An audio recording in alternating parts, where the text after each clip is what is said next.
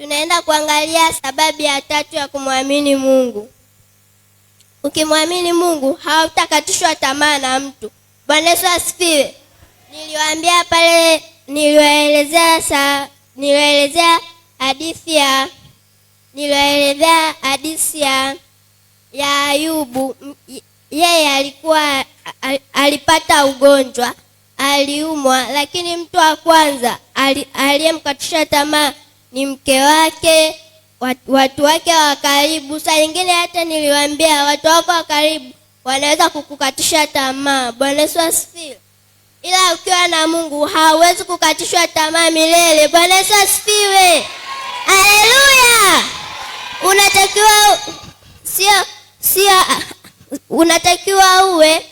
Unatakiwa uwe na amani, uwe jasiri. Sio hata kama ukisimama ukapewa maiki unaenda Bwana Yesu asifiwe. Unatakiwa usimame imara. Bwana Yesu asifiwe. Haleluya. Haleluya.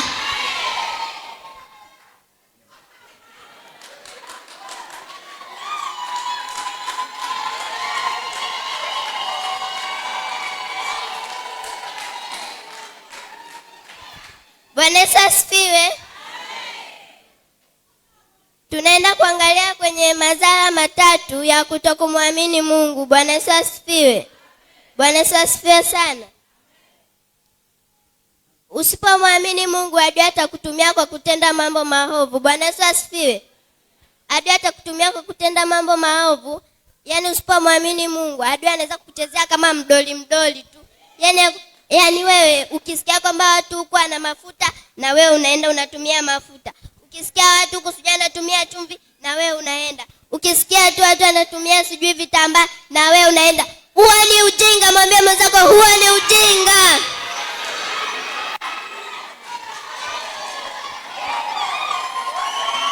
Tunaenda kuangalia sababu ya tatu. Sababu ya pili. Usipomwamini Mungu, Mungu hatakuwa upande wako. Bwana Yesu asifiwe. Mungu hatakuwa upande wako hata kama yani usipomwamini Mungu, unaweza kupita kwenye majaribu, lakini kuna saa unaweza kumuomba Mungu. Ila Mungu anasema huyu mtu ana imani na mimi, ngojani muache hadi amfikie puani ndio nije nimsaidie. Bwana Yesu asifiwe. Haleluya.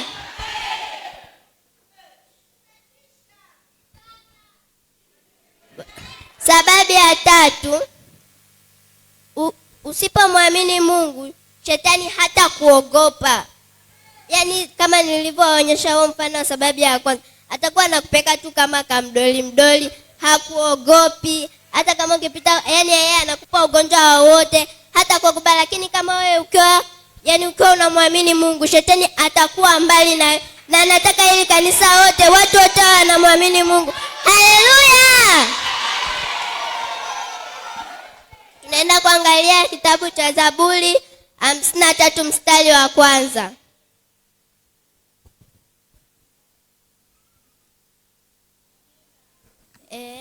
Zaburi sura ya 53 mstari wa kwanza inasema, mpumbavu amesema moyoni, hakuna Mungu. Wametenda uovu wa ufisadi na kuchukiza, hakuna atendaye mema. Bwana Yesu asifiwe. Mpumbavu anasema moyoni, hakuna Mungu. Ila yani mpumbavu yeye anasema tu hamna Mungu, ndio maana anapata ugonjwa, haelewi anapoenda. Lakini kama ili kanisa, kama hatutakiwi kuwa kama wapumbavu, tunatakiwa kumwamini Mungu. Haleluya. Bwana Yesu asifiwe. Tunatakiwa tumwamini Mungu hata kama tutapita kwenye majaribu, hata kama tutakatishwa tamaa na mtu. Usikubali kukatishwa tamaa. Mwambie jirani yako usikubali kukatishwa tamaa. Bwana Yesu asifiwe. Haleluya. Mimi ndo naishia hapo. Asanteni na Mungu awabariki wote, muwe na amani iwe na nyinyi. Amen.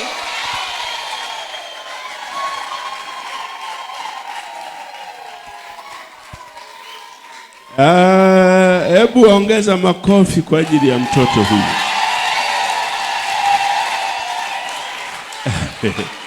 Sijajua kama ni walimu wamempa ujasiri huu, sijajua kama ni wazazi wake kwa sababu ni walimu, lakini humu ndani kiko kipawa cha pekee sana.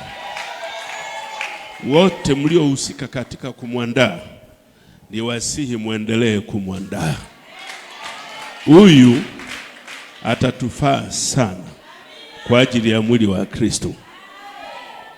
Na Precious, mimi nitaomba ukatulie vizuri, uandike kifupi, yani kama ulivyohubiri, uniandikie vizuri kwenye karatasi kwa kifupi, alafu niletee. Huu ujumbe itabidi ni ufaili kwa ajili. Ameanza vizuri. Imani ni nini? Halafu kichwa cha habari cha somo kilikuwa ni nini? Ilikuwa ni imani. Ni kumwamini nani? Tulifundisha hivyo kweli? Halafu tukasema faida za kumwamini Mungu tumefundishwa ngapi? Faida ya kwanza mlikuwa hamwandiki? Faida ya kwanza faida ya pili, ukimwamini Mungu utafanya nini? Utafanikiwa. Faida ya tatu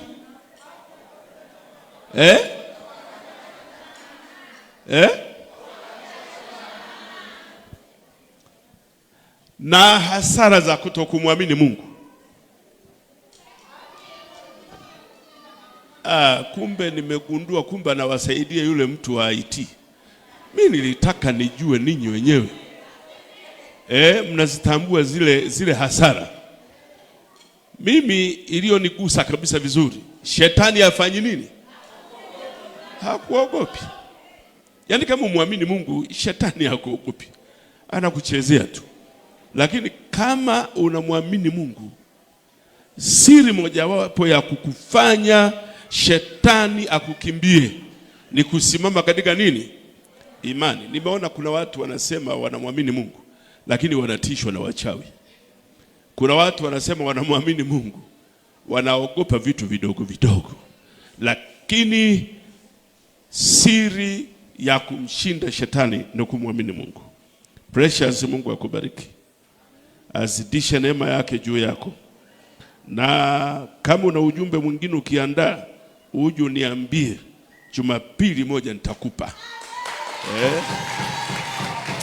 Baba Mungu, katika jina la mwanao Yesu, kuza vipaji vilivyoko ndani ya mtoto huyu. Mungu, mtoto huyu mlinde kutoka kwenye hila za shetani. Wasaidie wazazi wake, baba na mama wanaomlea, akue katika neema ya utumishi. Roho Mtakatifu ainue vipawa, si kwa ajili ya kanisa hili tu, lakini hata akiwa shuleni, akiwa eneo lolote, afae kwa ajili ya kazi ya Mungu. Umbariki na uwabariki walimu wa watoto na wote waliohusika kumwandaa. Neema yako iwe katikati yao, katika jina la Yesu, amen. Sante. Nimeshawishika kusimama kwa sababu ya kile kizuri alichokifanya. Ongeza tena makofi.